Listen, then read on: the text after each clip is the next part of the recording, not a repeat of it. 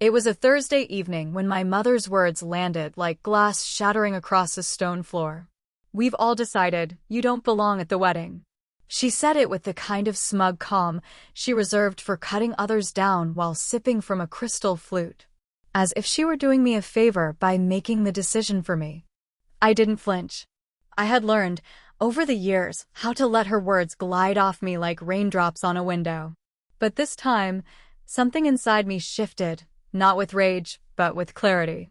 A small, fierce voice whispered, "You don't need their permission to belong anywhere." "Good to know," I replied. That was all. While she relished the silence, believing it to be compliance, I logged into my banking app.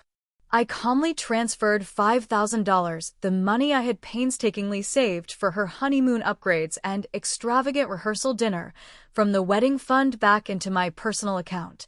It had been in my name for safekeeping, she said, because she didn't trust banks with her husband's hard-earned legacy.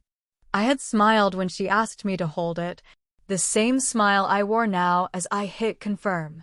Then I canceled the international airline tickets I'd booked in her name. The suite at the Vineyard Estate in Provence? Gone. The private chef for the post-wedding brunch? Released with a polite email. I didn't leave a note. I didn't warn them. The storm would come soon enough. The next morning, my phone lay on the bedside table blinking relentlessly. 35 missed calls.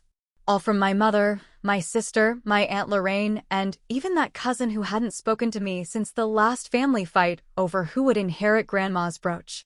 But it was the single text message that held my attention. "The trip is canceled." 5 words. No apology, no explanation. Just a terse declaration.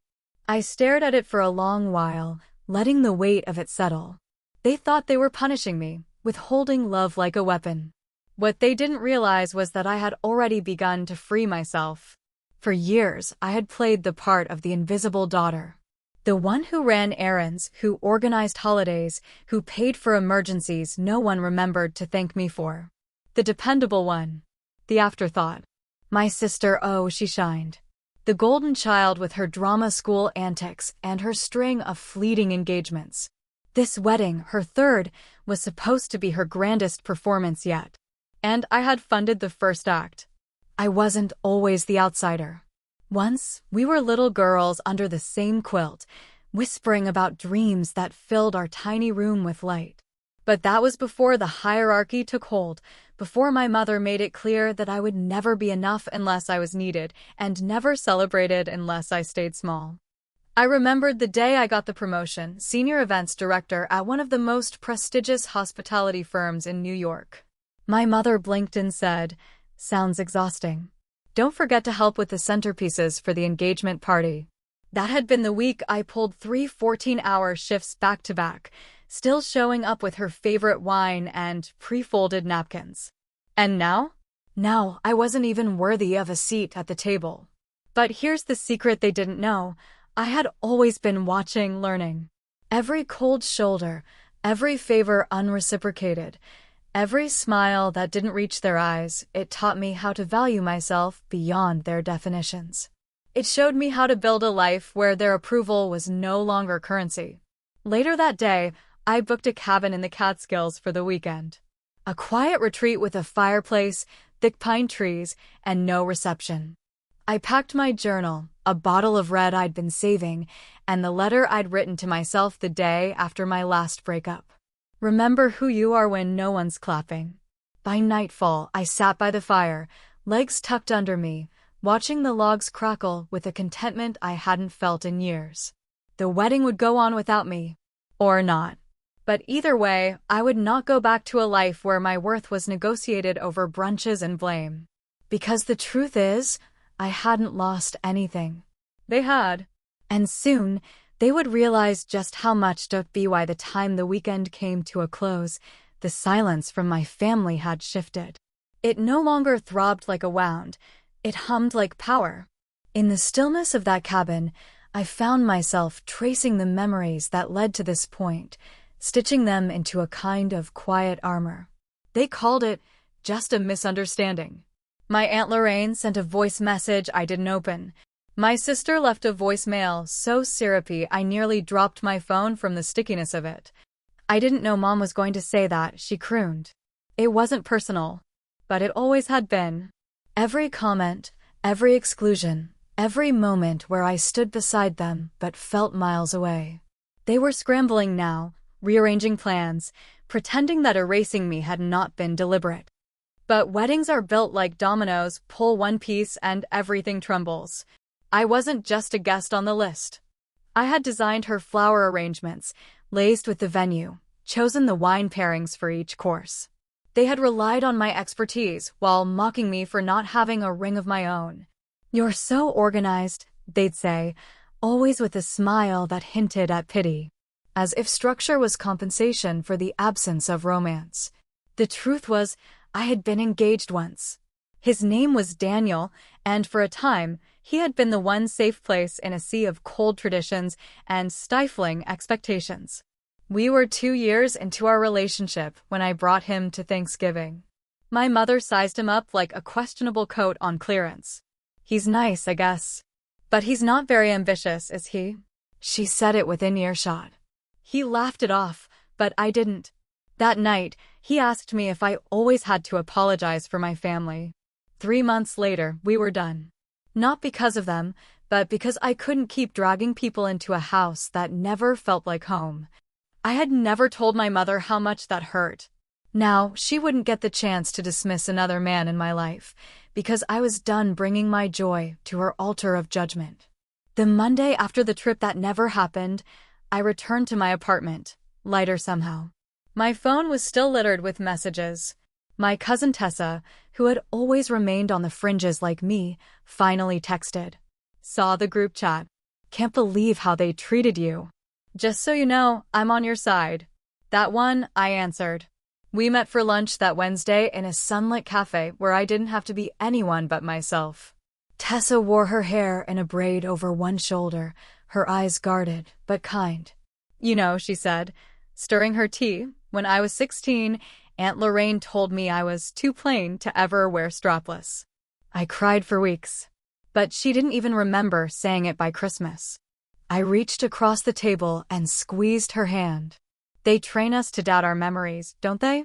She nodded. "But I remember everything." So did I. The wedding was 10 days away, and I watched it unravel from a distance. The florist backed out. Apparently I hadn't just designed the arrangements, I'd negotiated a discounted deal.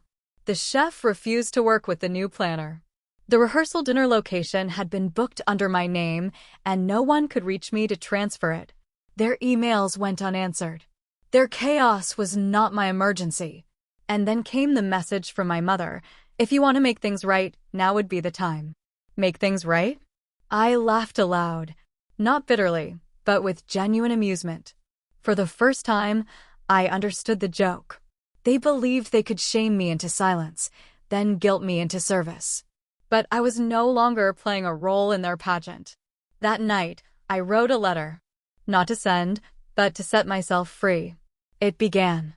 "To the woman who raised me and never saw me, I owe you nothing. And that, I've come to see, is the most loving thing I can give you, space." I folded the paper, lit a single candle, and watched the words curl into ASH.BY the end of that week. The wedding was still scheduled, the guests still flying in, the dresses still pressed. But beneath the glittering surface, cracks had formed, hairline fractures that could no longer be patched with polite smiles or frantic emails. I stayed quiet. Not because I had nothing to say, but because I was learning how powerful silence can be when you've been told your voice doesn't matter. On Friday morning, the day before the wedding, I received a call from my sister's number. I almost ignored it. Then I saw the text that followed. "Please. Just 5 minutes. I need to see you." We met at the city garden, the one with the old stone fountain we used to throw pennies into as kids. She arrived with her makeup half done, hair pulled into a frazzled bun, and eyes that couldn't meet mine. For a long moment, we just sat.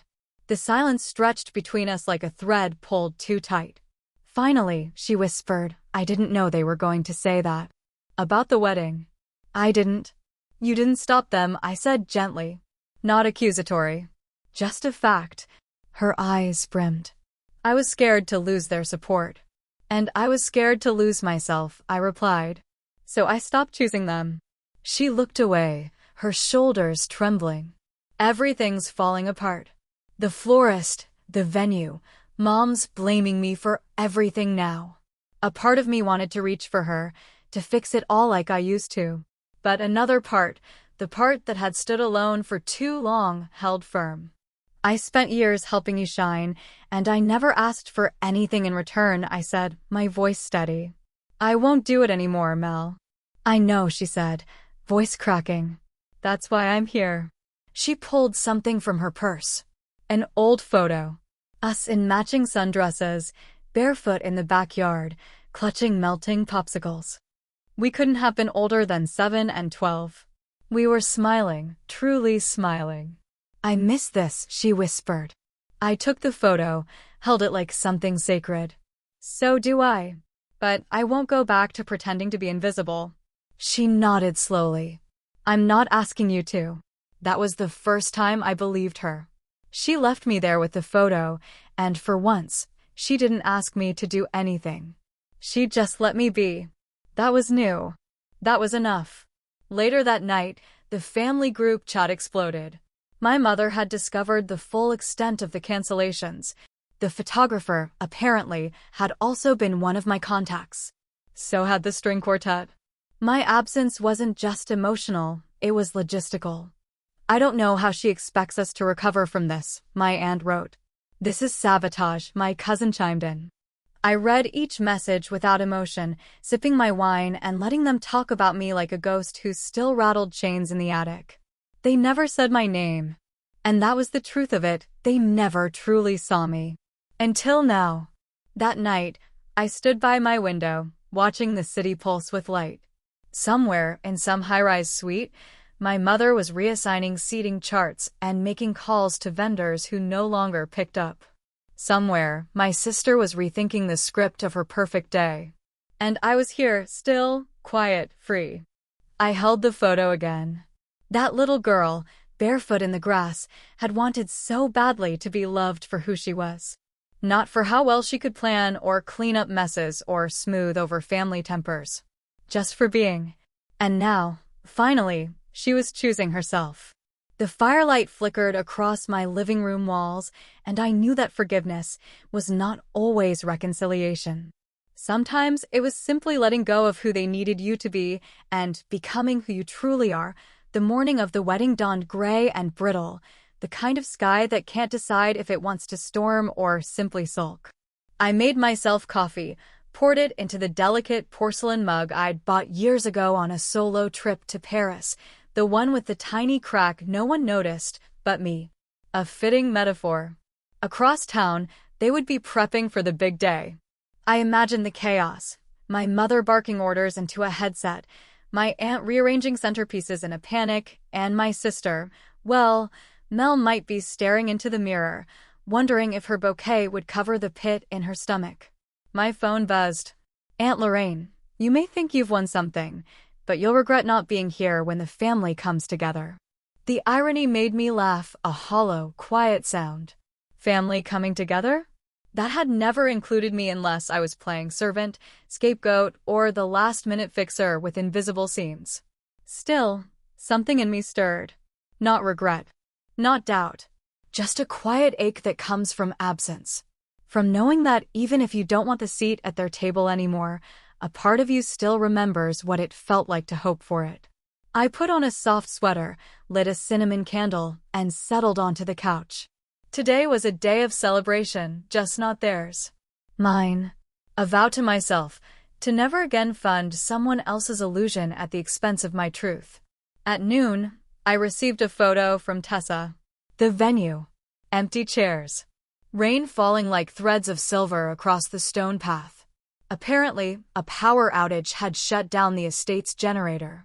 The indoor backup location flooded after a pipe burst in the kitchen. And the guests? Half had canceled due to weather.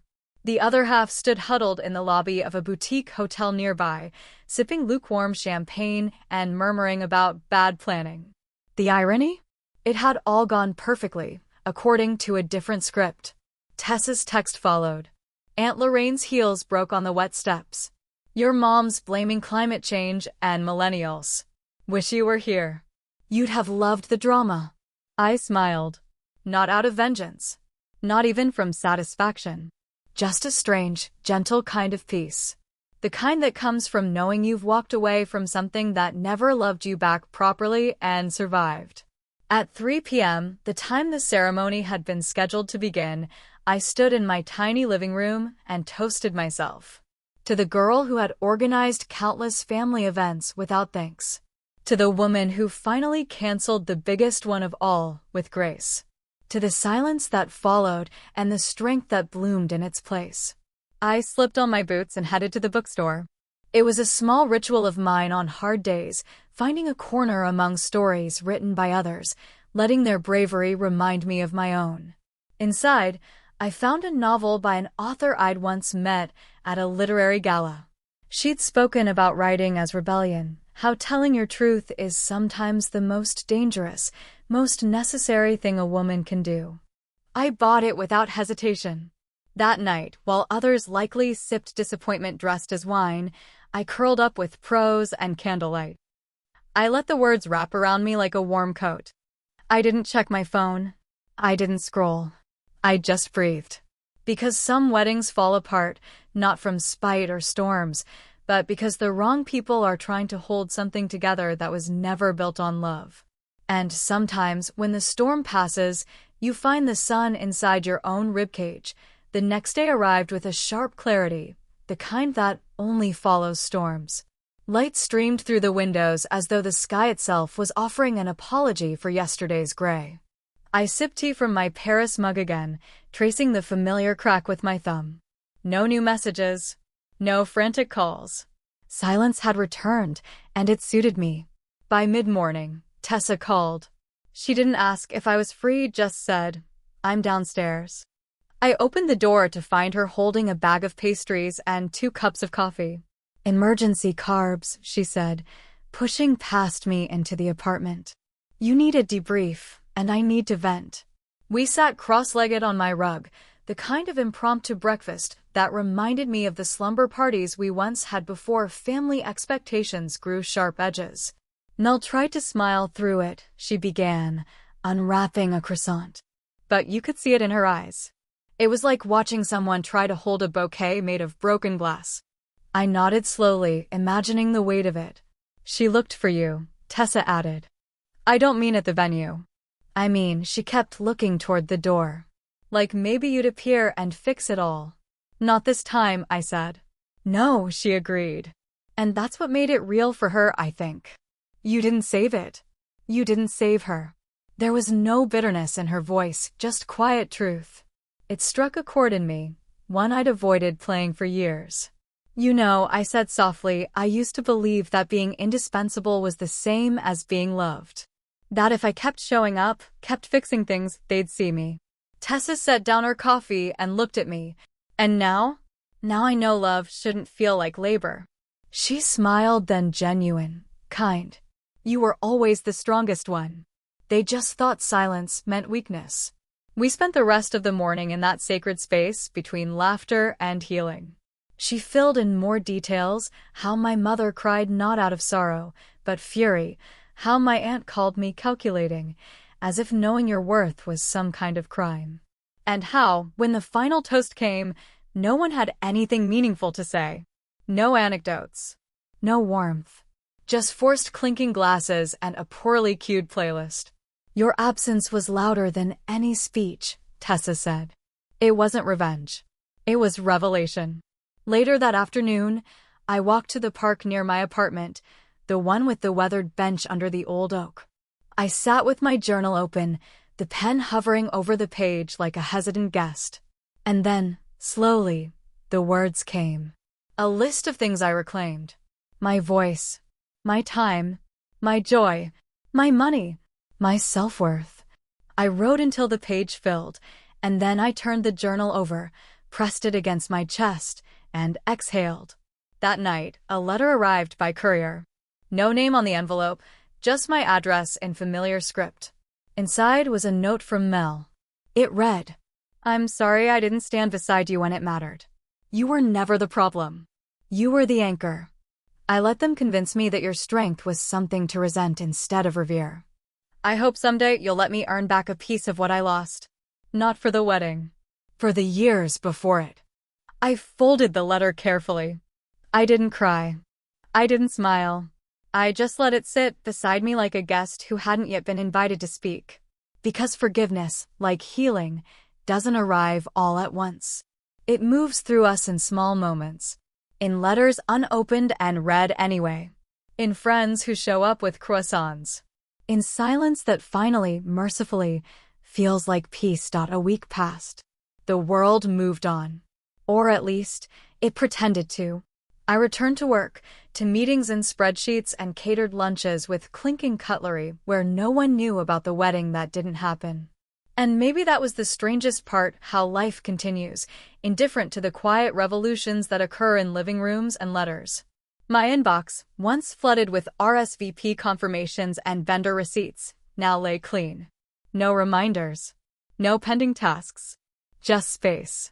Until an email arrived from the boutique where I'd custom-ordered the bride's perfume, a delicate blend of bergamot, jasmine, and the faintest trace of white tea. Mel's favorite. Subject: Final notification. Unclaimed order. I stared at the screen. They hadn't picked it up. For a moment, I hovered over delete. Then I clicked reschedule pickup. When I arrived at the shop, the sales associate greeted me with the same warmth she'd shown when I'd first selected the fragrance. "It's right here," she said, handing over the pale box wrapped in silver ribbon. She tilted her head. "Changed your mind about the gift?" "No," I replied, fingers tightening around the package. "It was never meant for someone else." She didn't ask more. Just smiled, that knowing smile of women who understand when another woman chooses herself. Back home, I unwrapped the box carefully and sprayed a single mist into the air. The scent bloomed around me, not hers anymore, but mine. A ghost turned into a reclaiming. I placed the bottle on my vanity next to my grandmother's locket, a small silver circle I had once worn to every family gathering.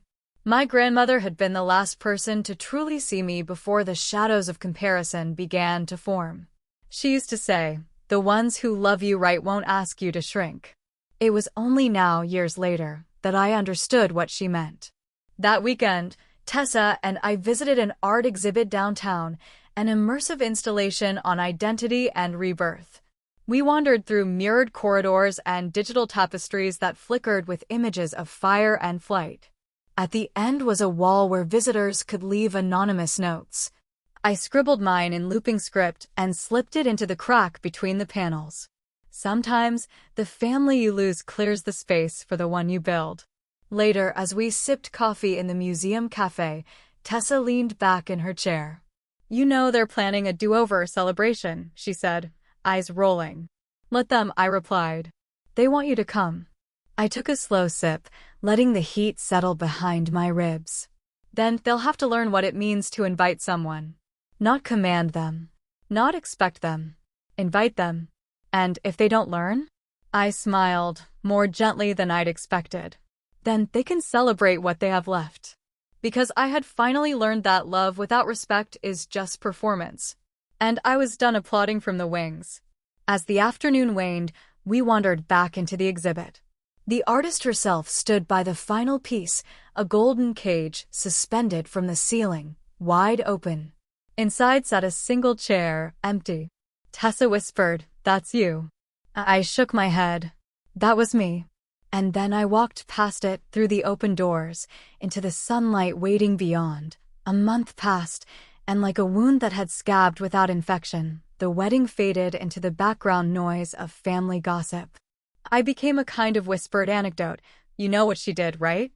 As though self-respect were an act of rebellion, so scandalous it had to be dissected behind closed doors. Then came the invitation. Not mailed. Slipped under my apartment door in an envelope addressed in my mother's handwriting. She hadn't used my name. Just Olivia. Inside was a thick cream card with embossed gold script. A family gathering to celebrate new beginnings. No date for the event. No location. Just a note scribbled at the bottom. We'd like to talk. Come home. Home. That word sat on my tongue like ash. For most of my life, home had been synonymous with performance, with trying to be soft in a house that sharpened every edge. I read the card twice, then folded it carefully and tucked it between the pages of a journal I no longer wrote in.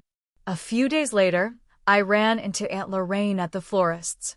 She hadn't seen me yet, and I watched her bicker with the owner about the arrangement she'd ordered, too orange, not elegant enough. When she turned and spotted me, her expression flickered, then solidified into a practiced smile. "Olivia," she said, too brightly.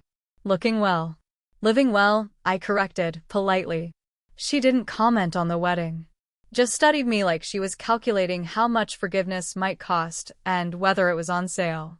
"I heard you got the invitation," she said, plucking a stray leaf from one bouquet. "I did." She hesitated, then tried a softer tone. "Your mother misses you." "We all do." I raised an eyebrow. "Or do you miss the version of me who never said no?" She opened her mouth to respond, but I didn't wait for the answer. I bought myself a single sunflower and left. That evening, I set the flower in a vase on the windowsill and watched the sky blush into dusk.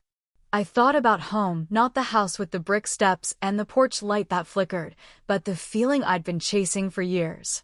I found pieces of it in bookstores. In the way Tessa laughed without reservation. In the scent of bergamot still curling in the corners of my room. In the silence that no longer screamed.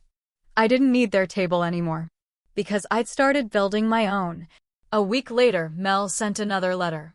No envelope this time, just the folded page hand-delivered by Tessa. It read, "I walked into the reception hall yesterday, and they had set a place for you at the head table. It was empty, and Mom asked me why no one was sitting there. I told her, because she's not a decoration." She didn't respond. But for once, she didn't argue.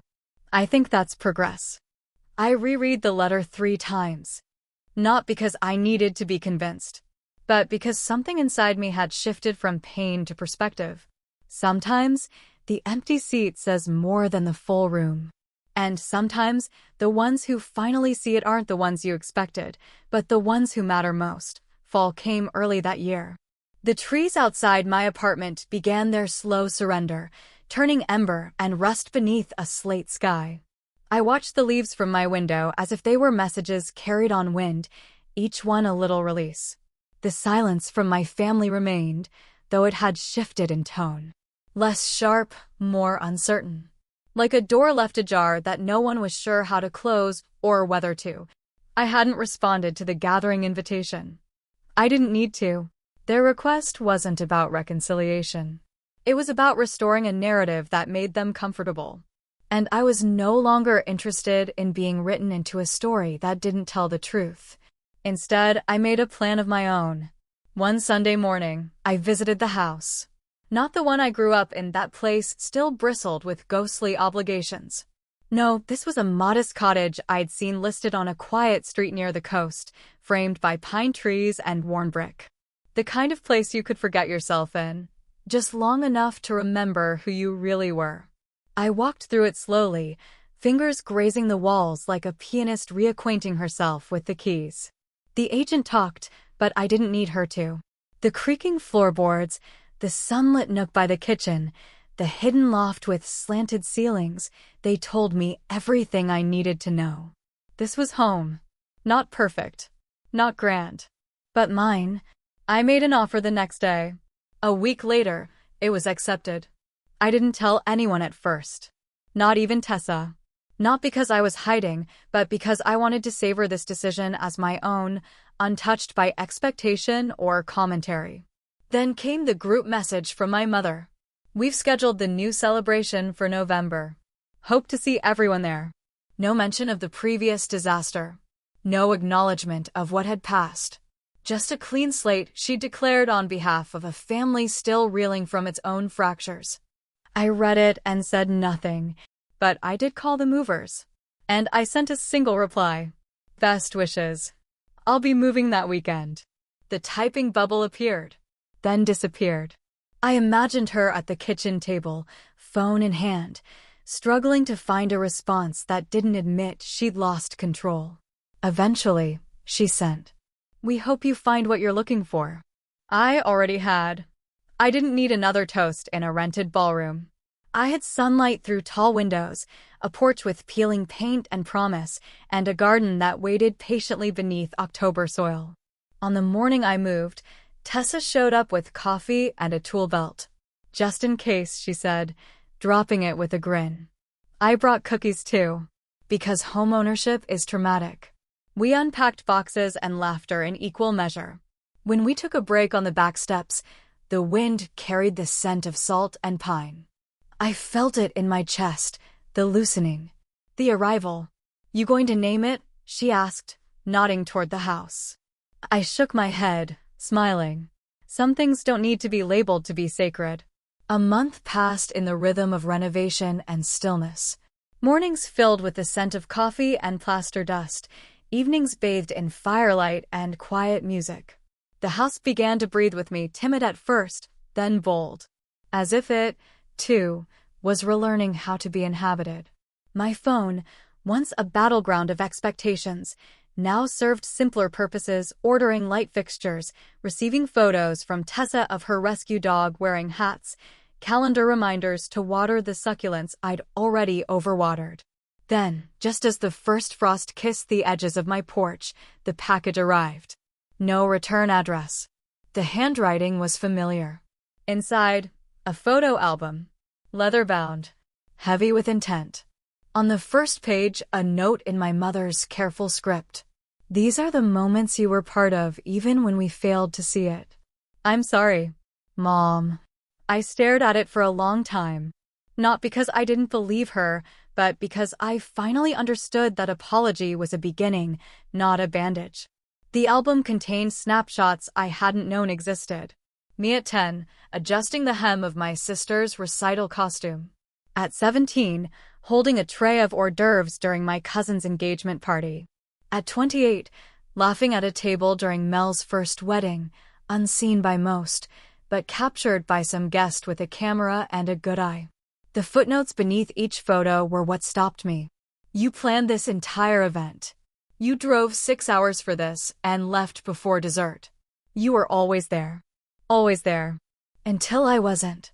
I closed the album gently, set it on the windowsill. I didn't cry. I lit a candle. Later that evening, I walked to the shore. The tide was low, the moon heavy above the horizon like a witness. I sat on a weathered bench and listened to the waves say what words couldn't.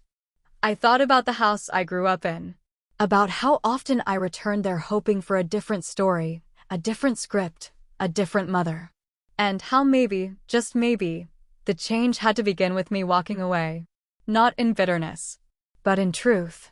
Behind me, the album waited, its pages like prayers bound in leather. I didn't know if I would reply or return, but I knew now that my absence had spoken volumes, and someone had finally begun to listen. With the house now warm, even in silence, I began to understand the inheritance I'd given myself. Not of wealth or old photo albums, but of no, the word that had taken me decades to say without trembling. "No, I will not come. No, I will not shrink to fit your frame. No, I will not give to be valued." It's a strange thing, building a life around boundaries after years of being a bridge for others to walk across. I'd spent so long bending, softening, apologizing for taking up space, I didn't realize how sacred stillness could be until I made a home of it. And still, the world didn't crumble. The sun still rose, and the tide still whispered, and people still learned how to knock instead of demand. The album remained unopened after that first night. Not out of resentment, but out of preservation. I had read the first chapter. That was enough for now. Then came the phone call. Mel. Not a text. Not a voice memo. An actual call. I let it ring twice before answering. "Hi," she said, her voice as tentative as breath on glass. "Hi." Silence settled between us. But not the sharp kind. This was a pause full of care, like two people passing something fragile between them. "Mom's trying," she said. "You don't have to believe it." "I barely do. But she's trying. I saw the album." Another pause. "She found it in a closet," Mel said. Said it was easier to look at the past than the present. But then she started noticing things. "How you were always holding things. Holding us." I closed my eyes. "I think she expected you to forgive her just because she admitted it," Mel added. "But maybe she needs to sit in it a little longer." "I'm not asking her to suffer," I said. "I know. But suffering and accountability aren't the same thing." That surprised me. From her, it felt earned. She was starting to learn the difference, too. "Would you ever come back?" she asked quietly. "Not to live there. Just to visit." I didn't answer right away. I thought about the porch light that never stayed fixed, the guest room that used to be mine, the hallway that echoed more with performance than truth. Could I walk those floors again without flinching? Maybe, I said. But only if I'm invited as I am. Not as the version they liked better. Silence again. Then, "I'll make sure of it." And I believed her. Because in her voice I heard the same quiet breaking I once knew, the moment the illusion shatters and you realize love isn't supposed to hurt. She didn't ask for a timeline. She just said, "Okay," and hung up. Afterward, I sat by the fire and whispered aloud. I am no longer the wound. I am the healing. And the room held it. Because some houses have no name.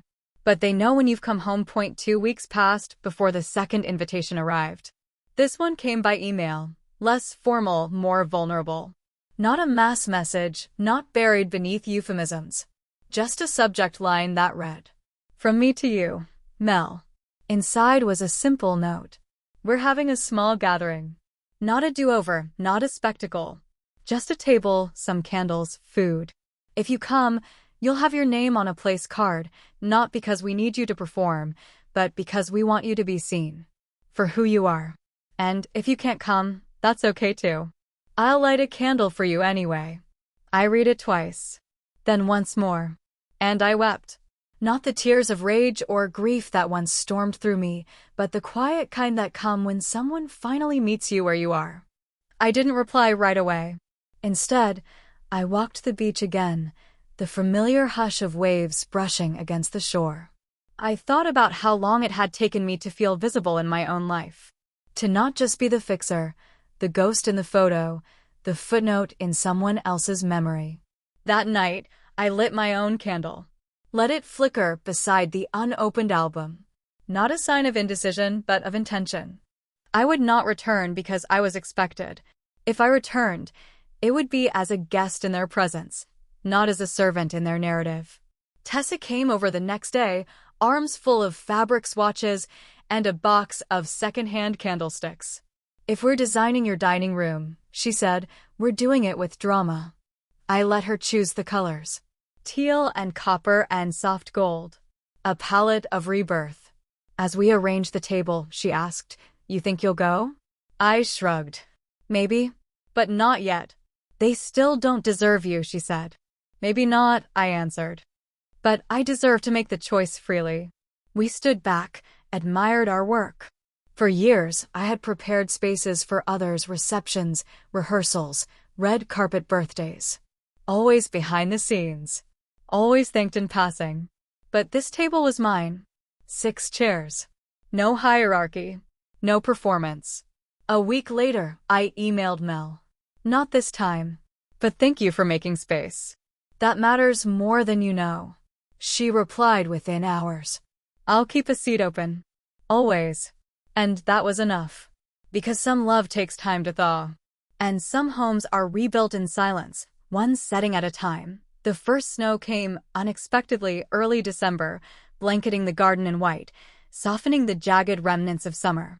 I watched it fall from the window of my new kitchen, the steam from my tea fogging the glass like breath against old memories.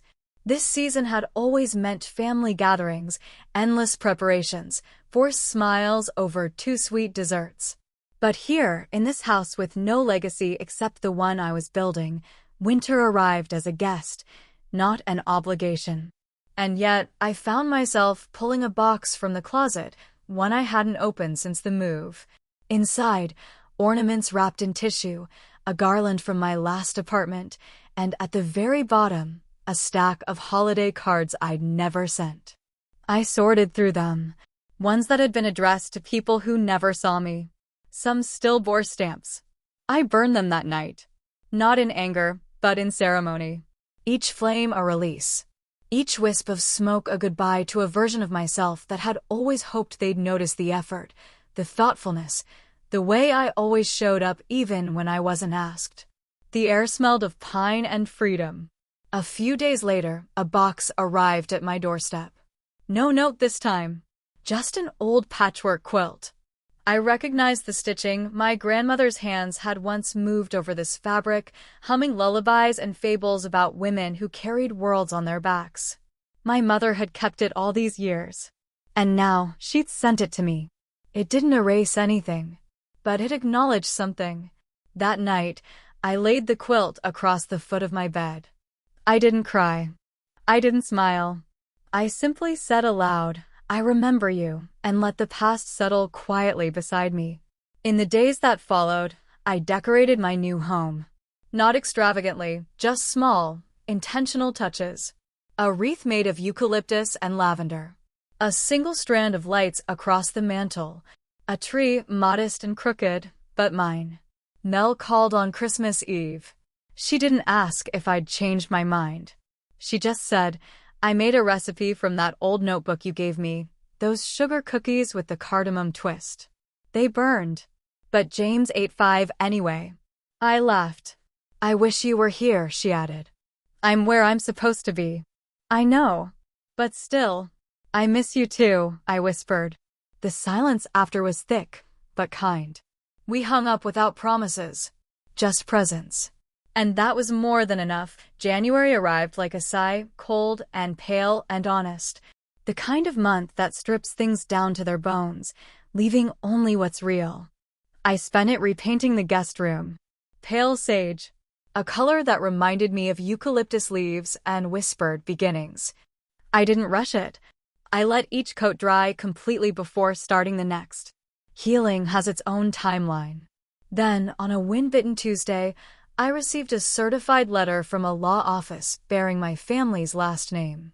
Inside, a copy of my grandmother's will. The real one. Turns out, she'd left me the lake house. The same lake house where I used to sit beside her while she made quilts and told me that quiet strength could split mountains. My parents had told me long ago that the property had gone to charity. That it was too expensive to maintain. That I wouldn't have been interested anyway. They'd lied. And now it was mine. I sat down at the kitchen table, the letter trembling in my hands. Not from rage, but from the weight of what I'd carried all these years without knowing I'd already been given something sacred. A home. A sanctuary. A secret acknowledgement of worth from the only family member who had ever seen me clearly. I called the number listed for the estate contact. A woman named Joyce answered, warm and unhurried. She remembered my grandmother. Remembered me. "She always said it would be yours," Joyce told me. She said, "Olivia's the only one who sees the heart of things." I didn't respond. Just pressed the phone tighter to my cheek as my throat closed. Later that night, I told Tessa. She whooped so loud I had to pull the phone away from my ear. "We're going up there," she declared. "I'll bring snacks and wine and too many cardigans." The lake house had always felt like a dream, an escape tucked into mist and wood smoke, far from family politics and forced perfection. And now it was real. It was mine. That weekend, we drove up in her beat-up Subaru, the trunk stuffed with essentials and unnecessary cheese.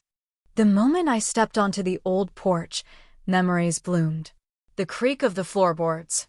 The scent of cedar and something sweeter. The way the wind curled around the eaves like an old song. Inside, it was dusty but intact. The quilt I'd stitched with Grandma still hung over the back of the rocker. The kettle still whistled when I tested the stove. The books still waited on the shelves, dog-eared, soft-spined, full of underlined passages and pressed leaves. I slept that night with the windows cracked and the cold whispering its lullabies through the trees. In the morning, I made tea and watched the lake mist rise like breath from the earth itself. And for the first time in years, I didn't feel like someone rebuilding from ashes. I felt like someone returning to something ancient, something promised. A place made not of apologies, but of acknowledgement. This wasn't a reward. It was a reckoning. The lake house became a refuge, not from the world, but from the version of me that had once clung to it for validation. I spent the next few weeks cleaning, restoring, and listening. Not to people, but to the house itself. To the crackle of firewood in the hearth, the hush of pine needles underfoot, the gentle protest of the old rocking chair when I settled into it with a book and a blanket. The house didn't demand anything of me. It didn't care if I cooked or spoke or wore makeup. It only asked that I arrive fully, completely, as I was. One morning, I found a letter tucked inside the pages of an old gardening journal on the bookshelf. It was addressed in my grandmother's handwriting. To the one who remembers. My hands trembled as I unfolded it. I knew they'd try to bury this house under excuses. Just like they tried to bury you in silence. But some truths survive fire, frost, and family. I hope you find peace here, not because it was given to you, but because you've earned it, every aching, beautiful inch. I pressed the letter to my chest. Later that day, I sat at the kitchen table and wrote out the story of the wedding that wasn't. Not for revenge. Not even for memory. But for clarity. For closure. I titled it, The Day I Said No and Meant It. Each page carried a piece of the burden I no longer needed to hold. Each word made room for more breath in my lungs. I didn't send it to anyone. Not yet. But I saved it, because someday, someone might need to read it. Spring came slowly, the snow melting into muddy patches that fed the earth with new hope. I planted bulbs, remembering how Grandma used to hum as she worked, pressing her hands into soil like prayer. And then, one Sunday afternoon, Mel arrived. She didn't call ahead. Just knocked on the door with a box of tea and eyes full of question. I let her in. We didn't speak for a while. Just sat on the porch, wrapped in old quilts, watching the lake ripple with wind. Then she said, "It's beautiful here." "Yes," I replied. She knew what she was doing. Mel sipped her tea. "I think I've always envied you. You made your life without needing permission." I turned to her. "I needed it once. I just stopped asking." "I want to stop asking, too," she whispered. It wasn't a confession. It was a beginning. She stayed the night. Slept in the room with the blue curtains and the view of the dock. In the morning, she made pancakes and burned them, laughing until she cried. We sat at the table Grandma once set with mismatched plates and stories, and I said, "You don't owe me anything." "I know," she replied, "but I want to be someone who earns forgiveness." I nodded. And for the first time, it felt like family didn't mean duty. It meant choice. By May, the garden had started to bloom. Tulips and crocuses poked their hopeful heads through the thawed earth, reminders that even dormant roots will awaken if you give them time and tenderness. I had taken to rising early, walking barefoot through the dew-soaked grass with my coffee, greeting the new day as something sacred. Not because it was perfect, but because it was mine. The lake house had begun to look like a home again, fresh paint, patched shutters, shelves refilled with books and objects that carried weight only because I chose them. I hung a wind chime by the front door, its song light and curious, like laughter finding its way back. Mel returned twice more in the following weeks. She brought wildflowers once, a box of heirloom seeds another time. She never stayed longer than a night, never overstepped. We didn't talk about the wedding anymore. We didn't need to. She asked questions instead, real ones. About how I chose this life. About how she could begin to choose her own. It was the first time she'd looked at me without expecting answers, only honesty. I told her about the little rituals I'd created, reading poetry by candlelight, journaling once a week with no filter, making soup every Sunday no matter the weather. She listened, not with envy, but with awe. I used to think strength was loud, she said once as we walked the edge of the lake. But you make it look like silence. I paused, then smiled. It's not silence. It's peace. They're different. That evening, she helped me plant lavender by the kitchen window. Afterward, she sat on the floor while I rearranged the pantry, watching me with the eyes of someone learning how to build a life brick by brick. I've been going to therapy, she admitted. I looked up, surprised but not shocked. I told Mom she needed to go too, she added, more softly. She laughed, then cried, then asked me if she could start over. I didn't ask what Mel said in response. Because the truth was, my story didn't hinge on their apologies anymore. They could make amends. Or not. Either way, I had already stepped off the stage. Mel left early the next morning, leaving behind a note folded beside the sink. Thank you for showing me that coming home doesn't mean surrender. It can mean coming back to yourself. I tucked it into the same journal where I'd once scribbled my own vow. Where I had once written, I am no longer the wound. I am the healing. That page now bore petals. Notes. Threads of stories still unfolding. Later, I hosted my first dinner at the lake house. Just Tessa, Mel, and a neighbor who brought fresh bread and stories about owls. No centerpieces. No performance. We sat on the porch as the sky bruised with sunset, our laughter weaving through the breeze. And for the first time in my life, I wasn't the host hiding in the kitchen. I wasn't the fixer balancing chaos with grace. I wasn't a ghost seated at the edge of someone else's joy. I was at the head of the table. In the house my grandmother left not because I asked, but because she knew. Because she saw. And now I did too. Summer came slowly, each morning painted in a new shade of blue. The lake shimmered like a held breath, and the house seemed to exhale peace with every creak of the floorboards. I'd begun to write more regularly, not just journal entries, but stories. Real ones. Stories about invisible daughters and quiet rebellions, about women who walked away from noise and found music in their own footsteps. One afternoon, I sent a piece to a literary journal under a pseudonym. It was titled The Head Table and traced the arc of a woman who stopped performing and started living. I didn't expect much. It was enough to let the words go where I once kept my silence. A week later, they accepted it. I stared at the email for a long time. Not because I couldn't believe it, but because for once, I didn't question whether I deserved it. That night, I read the story aloud to no one but the stars. The next morning, a letter arrived from my mother. Not typed. Not overly polished. Just ink and trembling cursive. I watched the wedding video again.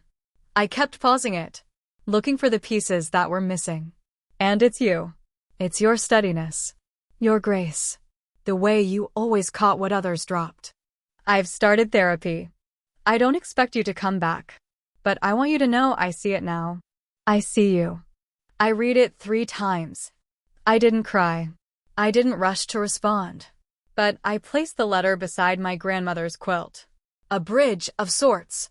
Not to the past, but maybe to something gentler. Later that week, I hosted another dinner.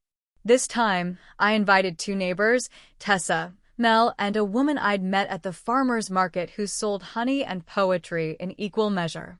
We lit candles and let the wine flow slowly, like stories. The air was thick with summer and trust.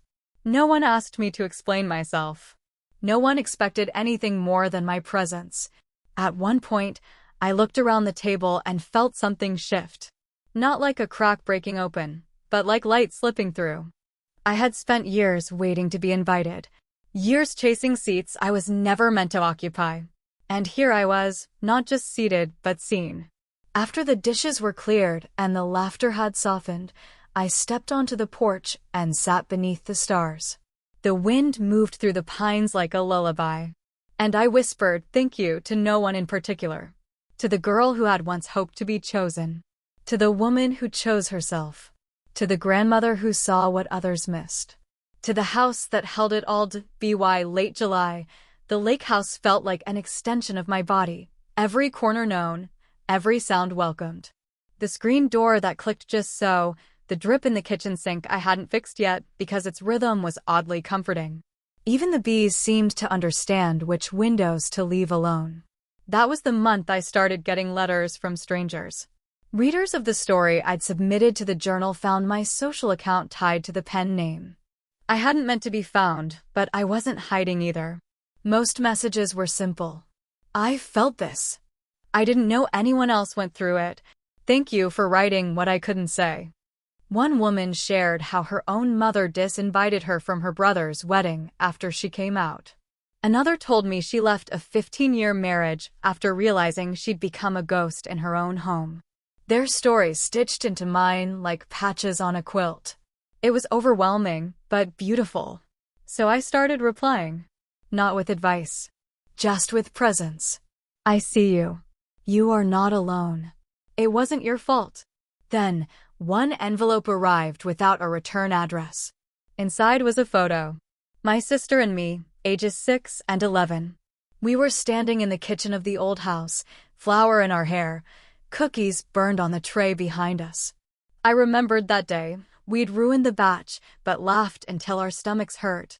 On the back of the photo, in Mel's handwriting. That was the first time I ever felt safe. Because you were there. I held the photo for a long time. Some memories arrive like daggers.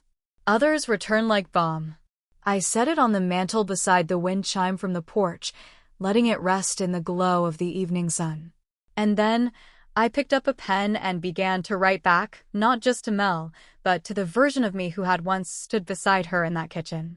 I wrote, "You didn't need to earn love. You never did. But it's okay that you tried. It's okay that you stayed too long. That you gave too much. That you didn't leave the first 100 times. Because you left when it mattered. You chose the storm, and still, you planted a garden after. You were never too much. You were never not enough. You were simply too true for a world that preferred the mask." When I finished, I folded the letter and placed it in the back of my journal. For the girl I used to be. For the woman I've become.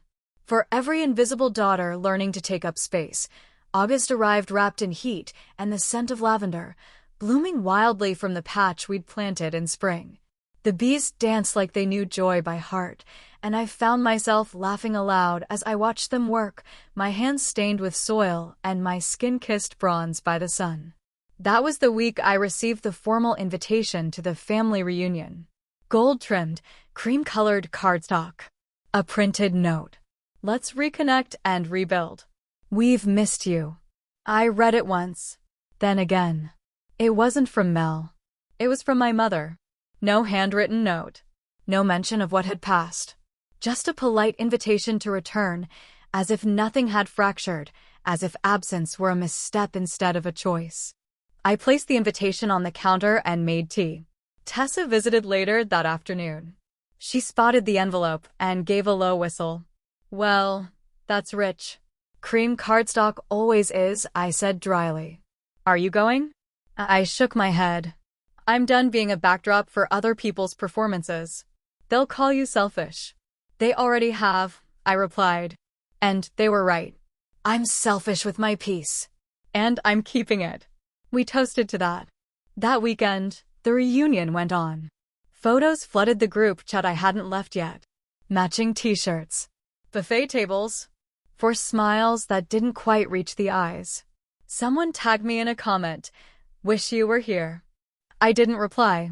But I opened a new document and began to write. A reunion is only as honest as the truth you're willing to face together. And if the price of admission is erasing yourself again, then you're not missing anything. You're finally free. That evening, I invited my neighbor and her wife over for dinner. We sat under the string lights in the garden, the air thick with jasmine and possibility. We talked about favorite books, bad dates, and the small, sacred things that build a life. No one mentioned estranged parents. No one needed to. The conversation danced gently between us, safe and unscripted. After they left, I lingered on the porch, staring at the moonlit lake, that deep well of reflection I'd come to trust. And I said aloud, to no one but the night, I don't need to go back. I'm already home. The chime swayed above me. And something inside me, something old and tired, finally settled.